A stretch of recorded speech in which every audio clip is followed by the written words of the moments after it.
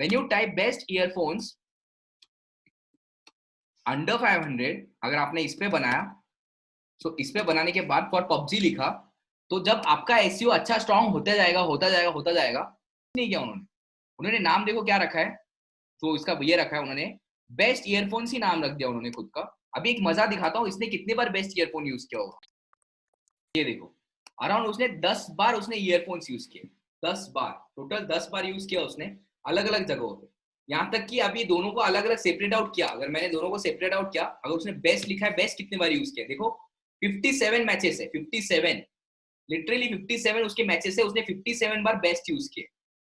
दिख रहा है आपको, हर जगह बेस्ट दिख रहा है। चलो अभी एक काम करते हैं, ईयरफोन्स पे आ जाते हैं।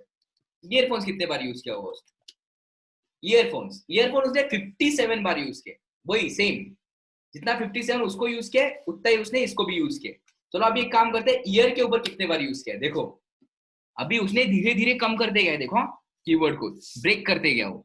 ईयर जो यूज किया उसने 252 बार यूज किया, उतने छोटे से ब्लॉग में, ये जो ब्लॉग है आपको दिख रहा है, उसने खाली ईयर का जो यूज किया है, ईयर, ईयर को 252 बार मैच किया, दिख रहा है आपको 252, हाईलाइट करके दिखा रहा हूं मैं, ये देखो 252, everywhere year year year year year tips, earphone earphone, ये बहुत सारी चीजें दिख रही है आपके सामने।